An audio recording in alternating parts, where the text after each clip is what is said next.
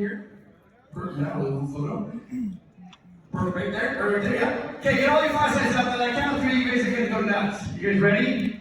1, 2, 3!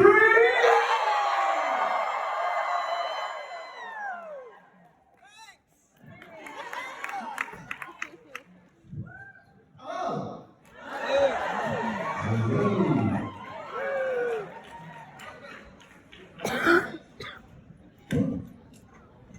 Hi, y'all.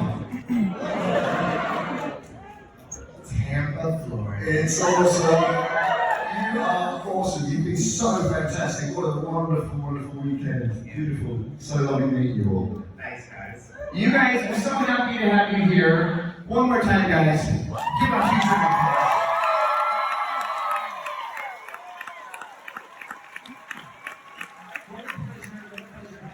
And normally we have so many people that want to ask questions. Let's just kind of give you the questions, start asking questions, get right to it. Let's do it. All right, let's do it. It's really awesome seeing you guys here. My name is Serkis. I've been watching you basically my entire life.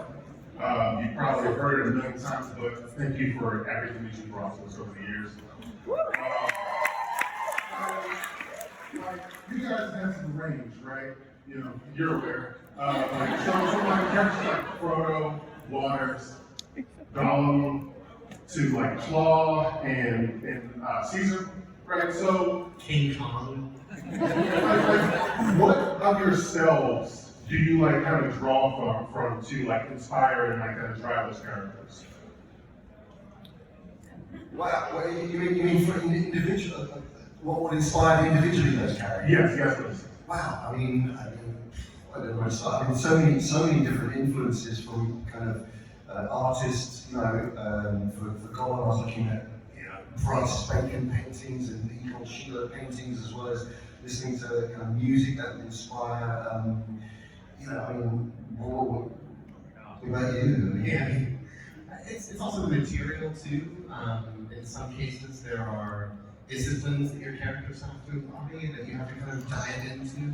It's different every time. It's its own individual journey every time, and it's a learning process. You come into that sort of eyes wide open, ready to dive in and learn what that character's supposed to be and how to bring it to life.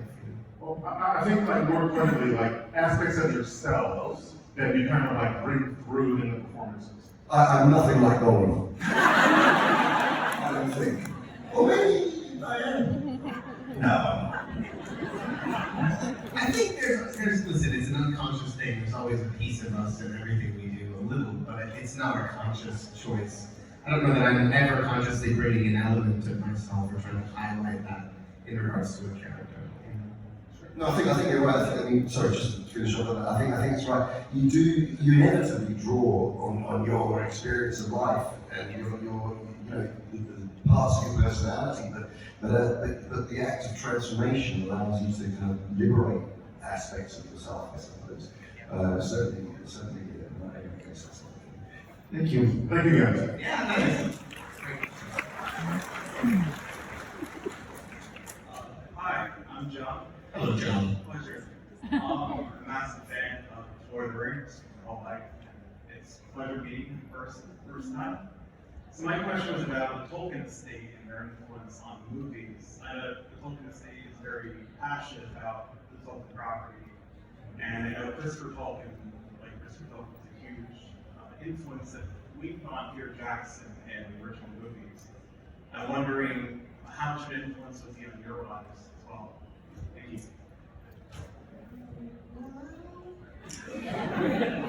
I mean, during the movies, not so much. We weren't aware of it, were we, during the movies? I actually, in terms of the audio books that I've done, I think I've had more influence from the estate, because they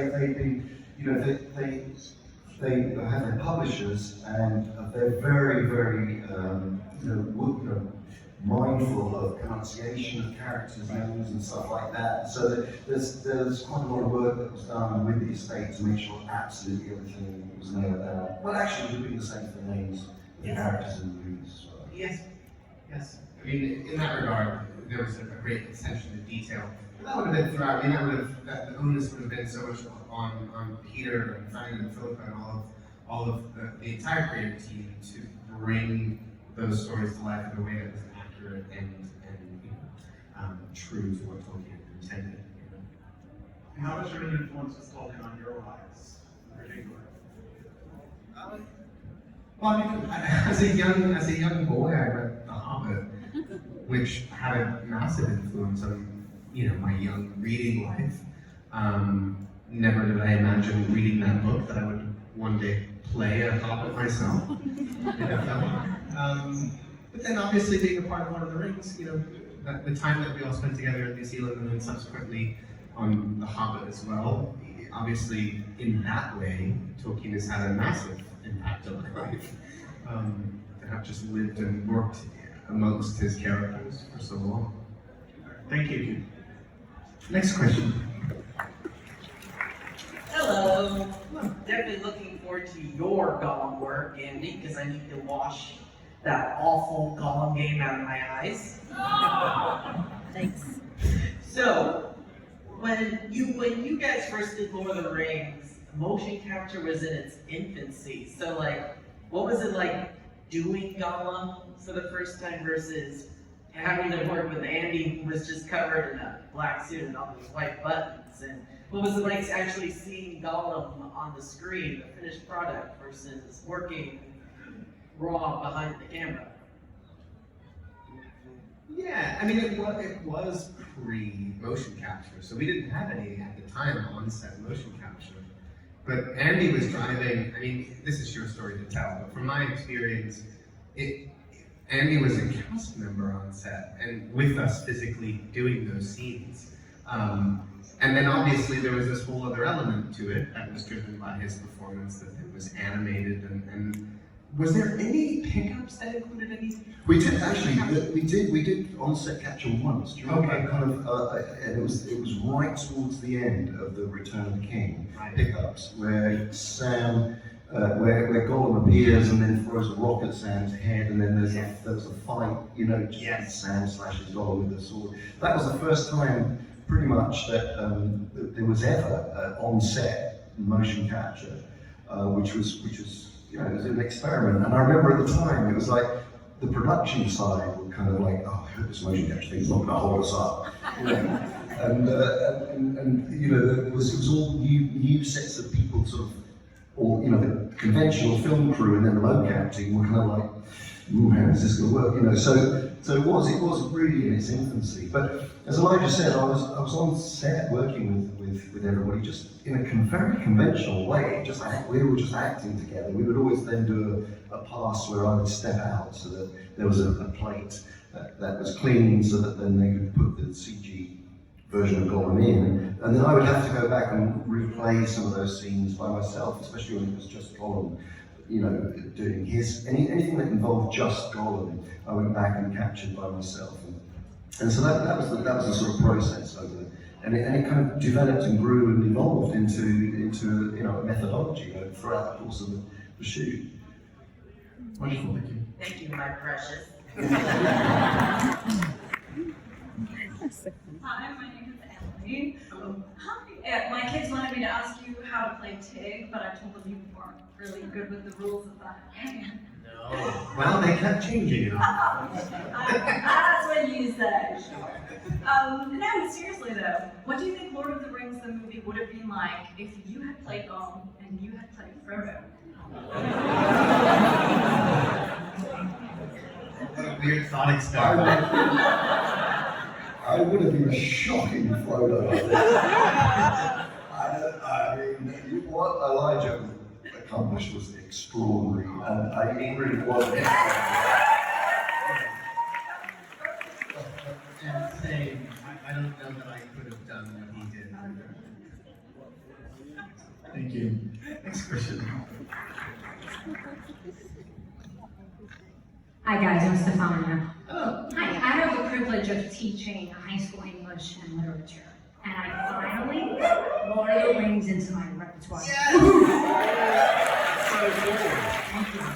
So I Is it the entire 3 books? I'm so glad you're asking me that, because that's where I'm going with my question. Oh. So for the first quarter, we're doing Fellowship of the Ring. Yeah. And I did get permission to do Two Towers and Return of the King. But the caveat is, I have to get them enamored by the literature. And although I'm confident in being a good storyteller and a good educator, I'm wondering what advice you guys can give to me to get them, attracted to want more. I think get them to read passages, include them in the storytelling. It's all about, the power of the story. And if you can get them to take ownership of some of the characters, or take ownership of parts of the story, or select really kind of moments which reflect different, aspects of what Tolkien was after, but really kind of, allow them to have a part of it, I think is because often in school it feels like handed down information, and that's, I'm sure it's not in your case, I'm sure you're. Yeah, my supervisor is convinced that I'm going to lose him in the literature, that I'm going to score him, so. What have they read in your class heretofore? Like what else have you had them read? I'm curious. It's actually my first year with this school, but for 9th grade literature, I've always done Of Mice and Men, I've done Lord of the Flies, I've done, what else have I done? Animal Farm? What? No, I haven't done Animal Farm. Oh. I'm doing Fairfield 51 though, with a different class. But yeah, so I'm just looking. I don't think you'd lose them. I mean, listen, it's dense and it's verbose, and there's a lot of words of Tolkien's creation to get through. It's incredibly dense and beautiful, but I mean, they're reading incredibly dense books already, and there's a lot of excitement, and I don't know. I don't think you're going to lose them. There's also a major motion picture trilogy that they can have. At the end of it, you can be like, oh, let's get through Fellowship and we can watch it in the class. Thank you, and I love that idea, Andy, about that. Maybe I'll actually bring it. Having them read is a really good idea. I like that. Having them read, participate. Just take ownership of the characters, and because there's so much heart. That's the thing. There's so much heart in the story, and that's what will carry them through. Thank you so much. Hi, I'm TJ. I was just wondering what you would think would happen if the Fellowship didn't band together to help Frodo with taking the ring to Mordor. They should have just come straight to Gollum, basically. Cut out a whole load of nonsense. Yeah, if the Fellowship had never banded together, I don't know. I mean, Frodo would have probably gone on his own, but with Sam, right? I don't know. Everybody had a part to play. It was an intricate web of individuals participating. None of it would have been possible had everyone not played their part. That's the reality. So it needs the Fellowship. Middle-earth would have been doomed. There's a huge debate online about a scene in the movie when Sam has the ring and he's gonna hand it back to you, and you kind of snap, you're like, Sam. At that moment, was Sam being tempted? Some people think he was being tempted, and some other people think he was hesitant to give the ring back because he knew it was such a burden. Do you think he was being tempted, or was it the burden? I was gonna say, yeah, it could be both. I mean, Sam is not infallible. He's not impervious to being influenced by the power of the ring. Hobbits are, by their nature, bolstered against it a little bit more than men and others. But it also is very possible that he'd want to remove that burden from Frodo, because that's part of his job as well, and part of his concern as a friend of him. So it could be a mix of both. Excellent, right? All right, next question.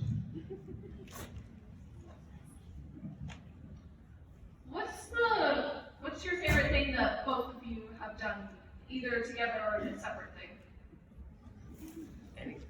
You're saying what work have we done the most?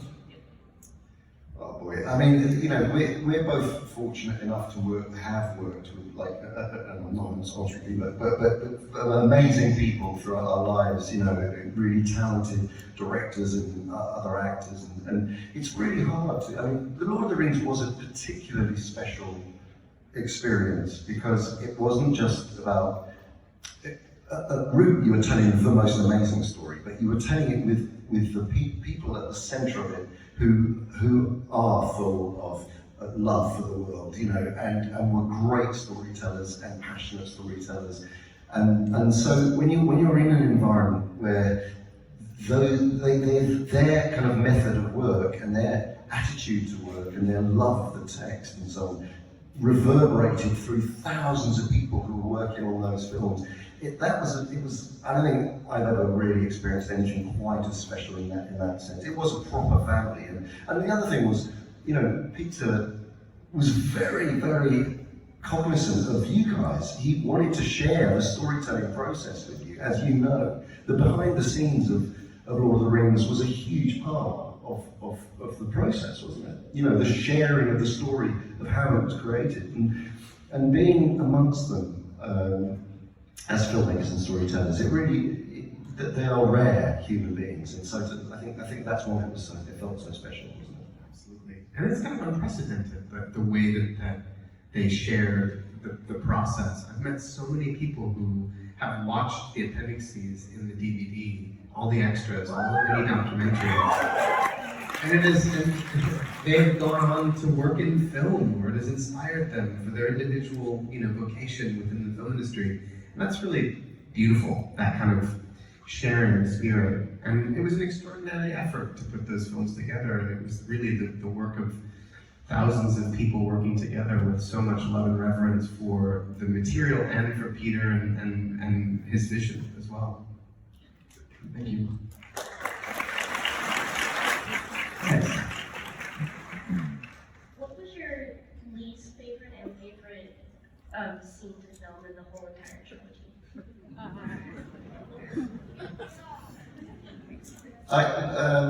Well, I had a kind of rather strange experience of floating down a river in minus degrees of water trying to catch a fish, which was Really 3 years. insanely painful and freezing cold. I don't think I've ever come so close to getting hypothermia in my life. It was. We turned up to shoot, and it snowed like really heavily where the set was, and so they were digging it all out and kind of getting flame, you know, torches on it and stuff. But that was a pretty hard call. I had a wetsuit, but it didn't feel like a wetsuit. It felt like I had nothing on.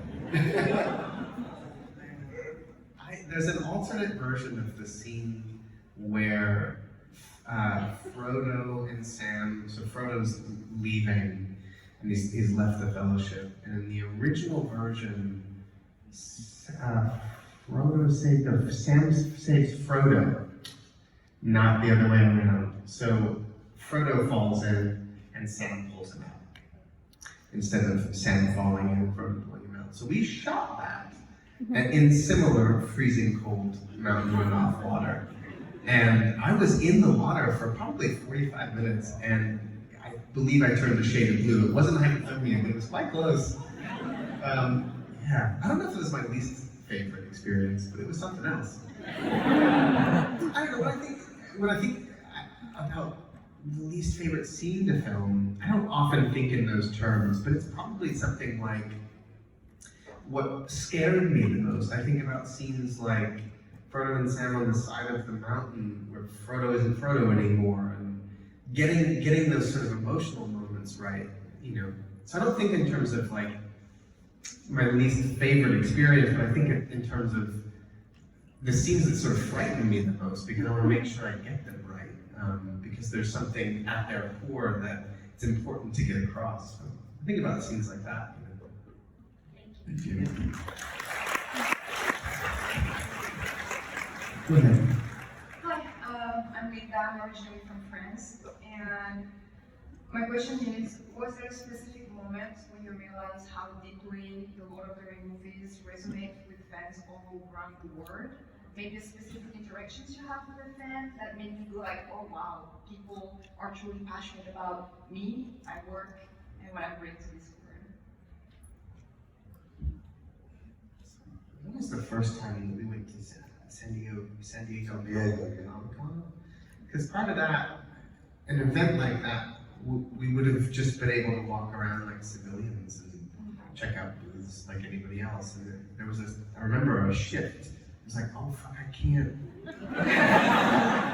just walk around. It's different now. There's this sort of explosion of enthusiasm for these films as they're sort of about to come out. I remember that moment. Yeah, I remember it was around a similar time actually, but I went to Disneyland with my family and we were just walking around and this girl, she must be about 12 or 13, just ran up to me and grabbed me by the neck and was just like, and she wouldn't let go. And she was like holding on to me and I was like, you know, that started to draw a lot of attention. And then her family sort of came along, and there were quite a lot of people in her family, and I just had this image of a chain of people trying to pull each other. You know, they were all grabbing onto her, trying to pull her off. It was a really weird thing. It really stuck in my mind, and you know, my wife and my kids were like, "What are they doing?" It was, yeah. You guys filmed all the films together, which is amazing. Was there a temptation after the first film came out, and then it's wonderful, right? It's just wonderful. Were people coming up and talking like, what's going to happen next one, and the spoilers? Were people trying to pry information out of what was about to happen in the movies for you? Was it hard to keep that kind of quiet because it was already filmed and it hadn't been released yet for the 2 films to go out? Well, there wasn't too much to be secretive of in the case that they're based on books that people are familiar with. But I mean, there's obviously imagery that we couldn't share. There's plenty of things that hadn't been revealed in regards to how they were going to be depicted in the films. But that didn't really fall on us so much. And the truth of it is that we never really stopped filming. We shot all 3 movies at once, but we went back every year for additional filming, for pickups, for they had the luxury of being able to focus on each individual film prior to their release. So in the edit, Peter would look at how the film was and see maybe missing pieces or things that they wanted to accentuate, and we'd go back for another 2 months of filming every year. And there were other units that never stopped. Miniature units shot for 4 years consecutively. So there wasn't really. It's funny that. There wasn't that much. I don't remember being cognizant of having conversations about the next film so much with people. There was an anticipation of them coming because we were sort of in it. We never really left it. Like we just kept going back and working on it. Next question. I am. Sorry, I didn't expect it.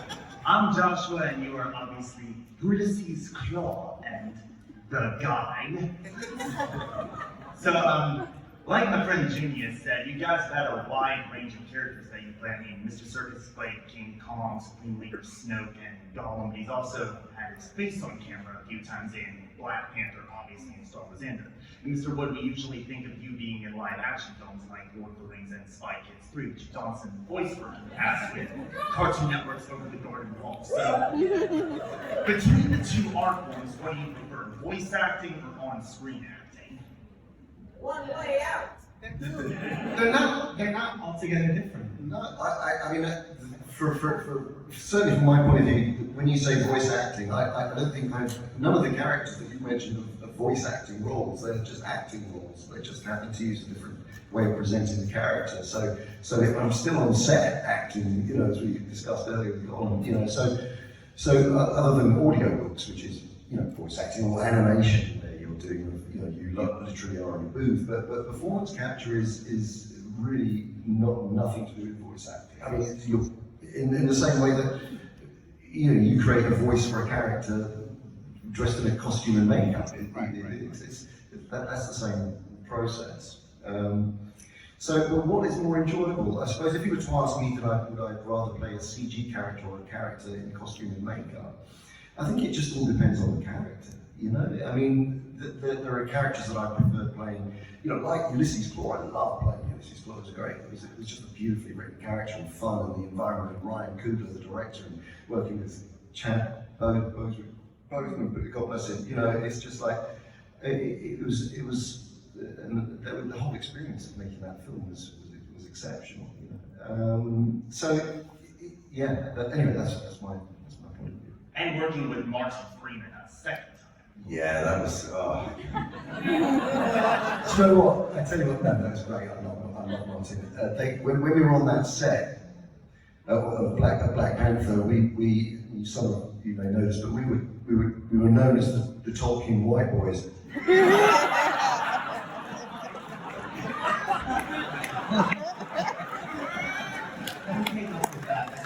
That was Ryan, the director. He said, "Guys, you'll have to help me here. I've never directed a scene with two white actors before. Can you just tell me what, It was just brilliant. It was so fantastic.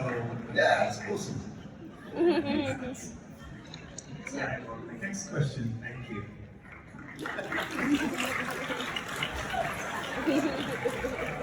Hello there. I'm glad that you brought up Luke the Garden Wall. That is absolutely incredible. Oh, thanks. I love it too. Yes. So my question is, it's kind of like this: interviews.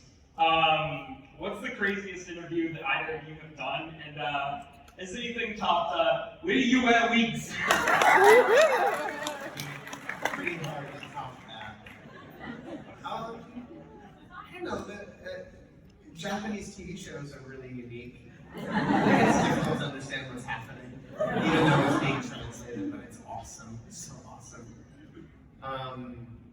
Yeah, I don't know, that really stands out. And then for you, Andy, any interview that you've done particularly stand out to you? Well, I quite enjoyed Stephen Colbert asking me to read Donald Trump's tweets as gold.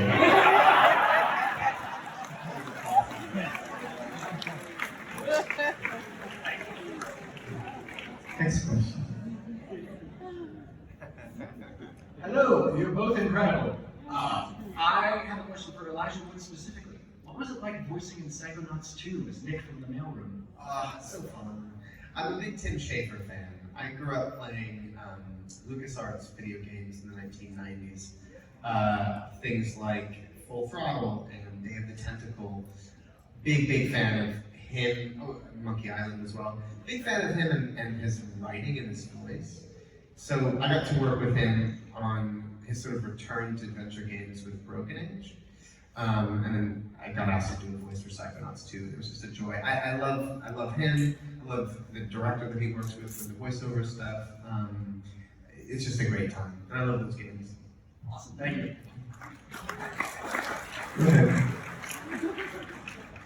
What was it like doing scenes where you got injuries, like where you got stabbed with mithril, or whenever you got your arm cut off in Age of Ultron, or the ring was really for? Like, what was it like acting out those scenes? Visceral. Don't think about it, Andy. Don't figure fight it. Don't figure fight it. No figure yeah, no, I mean, they're always, the thing is, well, actually, on Lord of the Rings, the thing that Peter Jackson does is he shoots a lot. He shoots again and again and again. And there were many kind of, moments where people got hurt. I remember when Vigo got his teeth knocked out in a fight with an orc. They're kind of now renowned stories, aren't they? Kind of famous stories. They were tough. We would go again and again. I remember the first time I looked at End of Mule, where Gollum jumps on, the first time Gollum catches up with Sam and Frodo in that fight that we had. That we did that. We must have done that 25 times. It's kind of like it was full on. Yeah, full on.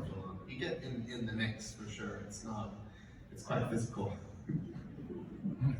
Our next question.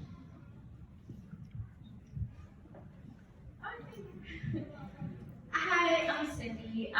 So I'm just echoing the French lady's comments on the reach that, a lot of times celebrities don't know the reach. So I'm originally from Kenya, and one of the books that I read that I got it as a gift from my dad was The Hobbit, and I brought it up to my English literature teacher, and they approved it. So that is one of the books that I graduated with in high school. And then in 2001, Lord of the Rings came out, so I was really excited. So I just wanted to just echo those sentiments that a lot of what you guys do go, extend far and beyond. So my question to you is, what are the plans to keep, the Lord of the Rings, the Hobbit trilogies relevant? Because for right now, Amazon has, Rings of Power, which I really love because that's the only way that I can continue my Lord of the Rings kind of fanaticness. But also it helps me kind of relate, especially with my kids, the Game of Thrones generation. Nothing wrong with Game of Thrones, but I like to show that side of myself with, my kids who are younger, and, have something that they can look at and they'll be like, oh yeah, she looks like me and all that. So I'm just curious, what are your takes on continuing that kind of fanaticness and all that with the Lord of the Rings and making it relevant for longer than it is right now?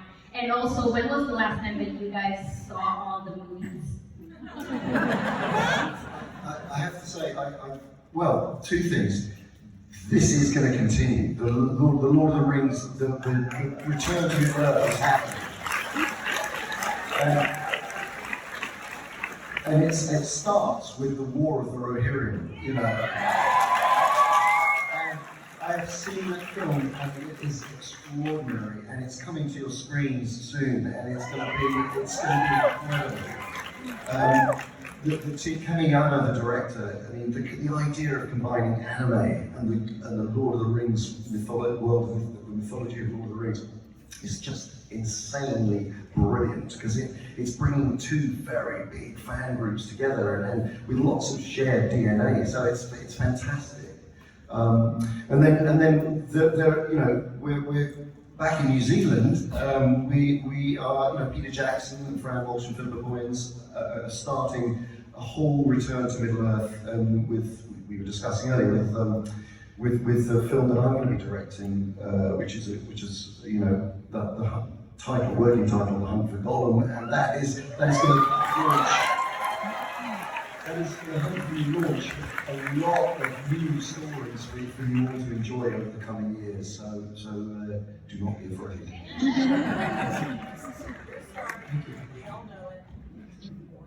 Next question. Hello guys, my name is Tommy. This is for you, Elijah. This is probably a random question. In the movie Deep Impact, there's a scene where you're proposing to your girlfriend and you're holding rings. Was that the movie that gave you the part of the rings? It was.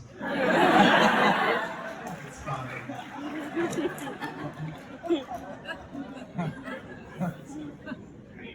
Hello, Andy, and hello, Elijah. Hello. Big fan of Lord of the Rings. My dad showed me it when I was 8 years old in 2003. Changed my world forever, and thanks for that. So, Lord of the Rings, there's a lot of different versions of it. One is called Robot Chicken. Are you two familiar with that? Yes, I am. Yep. How many? Did they do one Lord of the Rings short? They've done like 3 of them. One's Tolkien's son wrote Lord of the Rings, and the other one was Gollum and Frodo, and the third movie I can't mention got through Rigi. And I don't know the third one, but have you seen those? Robot Chicken's amazing. So Robot Chicken, Seth Reed started it with his friend. It is stop motion animated shorts using action figures. So they actually, for the Lord of the Rings ones, they use our action figures. And then they get all these really wonderful shots. It's really great. And very funny and quite rude at times. Do you all know about it? Is this something you all know about? It's not around anymore, right? It is done. The third one was a bit more. Next question. Hello to both of you. My question to you both is, in all of the scenes that you guys had in Lord of the Rings, which of them was the funnest to film together, and why?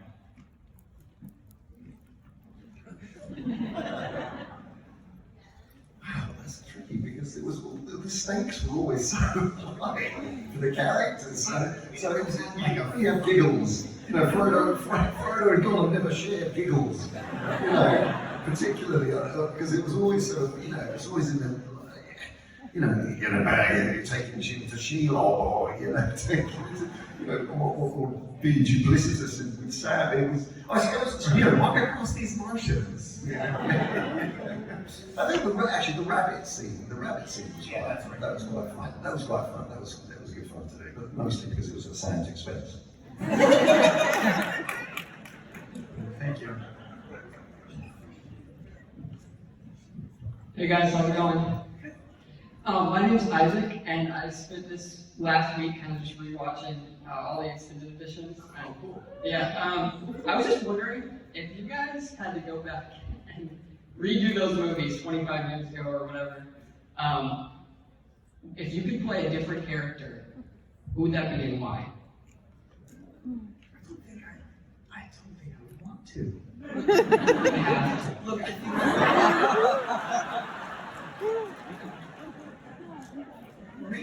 reading The Hobbit, the Riddles in the Dark character was always, Riddles in the Dark chapter was always my favorite chapter. And the character of Gollum from that book was my favorite. And obviously, what he becomes in Lord of the Rings is so much deeper, even more interesting.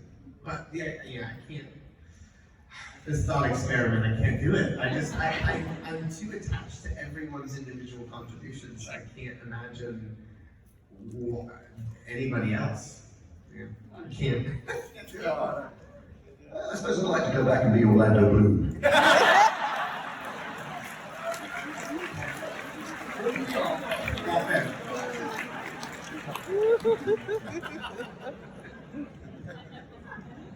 I think he'd want to be Orlando. I'm Leah. In fact, it actually took me like 3 to 4 tries originally to get through the Lord of the Rings book. But once I got through Don't it, tell that English teacher. I was in like, It's going well for our class. I'm not sure if both of you have read this. I know you've done a podcast on it, but what is your opinion on the Silmarillion, and what is your favorite character from it? I've never read this one. I did the audiobook recording of it. It was one of the biggest challenges of my life. I was terrified of that book anyway, and then when I was asked to do the reading of it, I was absolutely, just with the build up to actually doing it, sitting in a room with a microphone for 8 hours a day, trying to read the Silmarillion. No one else to grab hold of, it was terrifying. I don't know if anybody's heard it actually. Has anybody heard it? Yeah, about 6 people. So, no, it's a beautiful book. I do, in all truth, honesty, there were passages in it where it's so, because it is the creation story. It's like the Bible, Middle Earth, and there are passages in it where I was literally, as I was reading it, I kind of went into a trance reading it, because it does take you somewhere.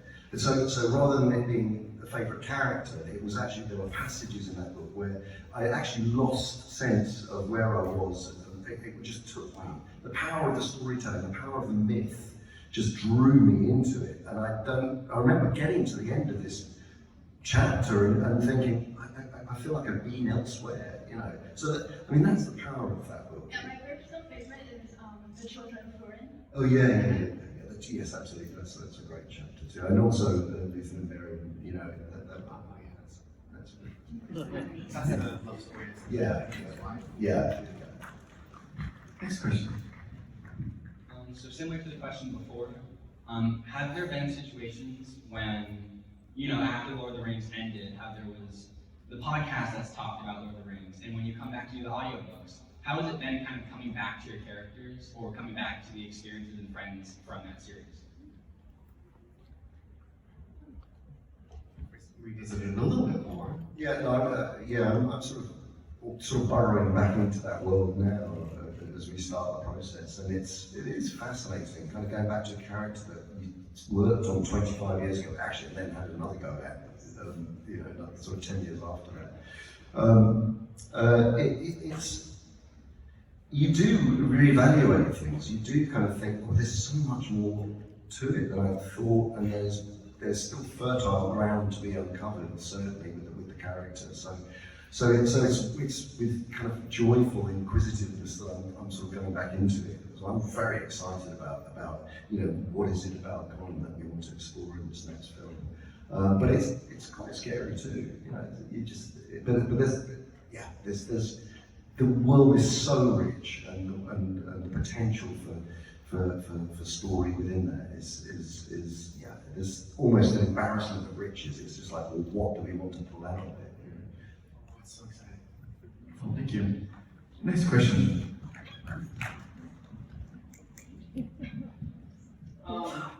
Hi. Hey. What are your guys' favorite video games to play, just on your free time? Lately, I've been playing Thank Goodness You're Here. Has anyone played it? No one knows this game. It's so fucking great. Thank Goodness You're Here. So there's a game company that published this game called the Untitled Goose Game. Okay. Come with me. So they just released this game called Thank Goodness You're Here, which is set in this English town. It is really British. Like, it is so British that Brits are like, how is this translating to an American audience? And you're this little guy walking around this town helping people out. It is so weird and gross and funny and charming. I love it so much. So yeah, I've been playing that. It's great. It's on Switch. It's on every platform. Thank goodness you're here. It's great. You were big into Animal Crossing for a while, right? Yeah, like everyone else during the pandemic. Yes, that game is great. It was a really beautiful moment where we all had nothing else to do, and we were all on our Switch just building our islands. It was amazing. All right, excellent. Next question.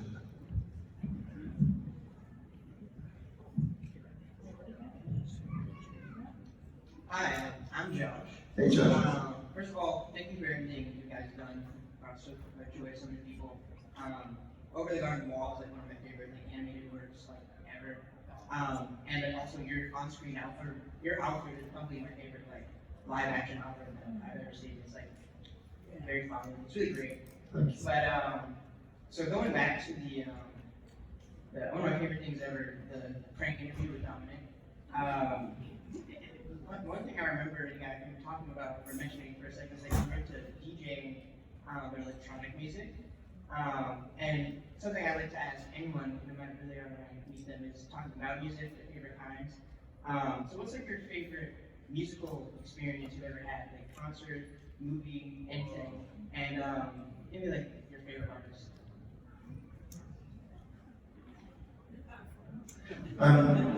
Well, two different things. I'm a massive jazz fan, so I'm a huge jazz fan. I've played sax since I was 13 years old, and so I love jazz. And I went to the North Sea Jazz Festival in 1987, and I heard Miles Davis and Art Blakey and the Jazz Messengers. This won't mean anything to a lot of people here, but and Michael Brecker and Herbie Hancock, and it was just like the world's greatest collection of jazz artists. James Brown was playing. It was just crazy.